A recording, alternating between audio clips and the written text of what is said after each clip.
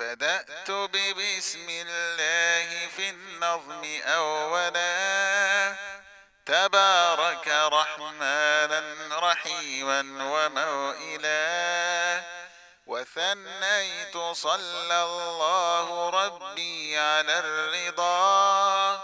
محمد المهدى إلى الناس مرسلا، وعترته ثم الصحابة ثم من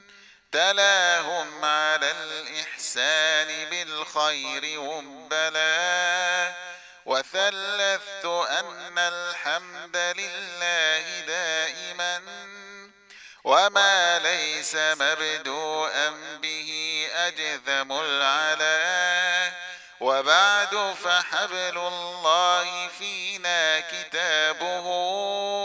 فجاهد به حبل العدا متحملا، وأخلق به إذ ليس يخلق جدة، جديدا مواليه على الجد مقبلا، وقارئه المرضي قر مثاله، كالأترج حاليه مريحا وموكلا، هو المرتضى أمن إذا كان أمة، ويممه ظل الرزانة قنقلا، هو الحر إن كان الحري حواريا، له بتحريه إلى أن تنبلا، وإن كتاب الله أوثق شافع، وأغنى غناء واهبا متفضلا، وخير جليس لا يمل حديثه، وترداده يزداد فيه تجملا، وحيث الفتى يرتاع في ظلماته، من القبر يلقاه سنا متهللا، هنالك يهنيه مقيلا وروضة، ومن أجله في ذروة العز يجتلى، يناشد في إرضائه لحبيبه، وأجدر به سؤلا إليه موصلا، فيا أيها القاري به متمسكا، مجلا له في كل حال مبجلا، هنيئا مريئا والداك عليهما، ملابس أنوار من التاج والحلا، فما ظنكم بالنجل عند جزائه،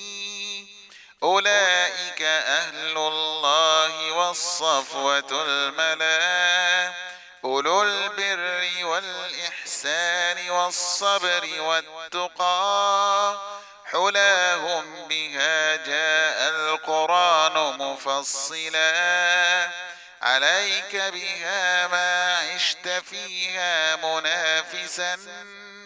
وبع نفسك الدنيا بأنفاسها العلا، جزى الله بالخيرات عنا أئمة،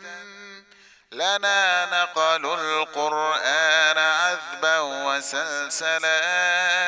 فمنهم بدور سبعة قد توسطت، سماء العلا والعدل زهرا وكملا،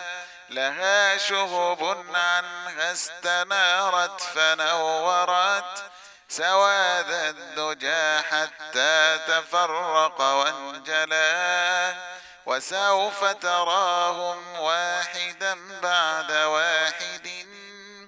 مع اثنين من أصحابه متمثلا، تخيرهم نقادهم كل بارع، وليس على قرآنه متأكلا. فأما الكريم السر في الطيب نافع، فذاك الذي اختار المدينة منزلا.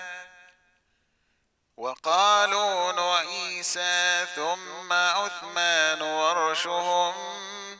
بصحبته المجد الرفيع تأثلا. ومكة عبد الله فيها مقامه،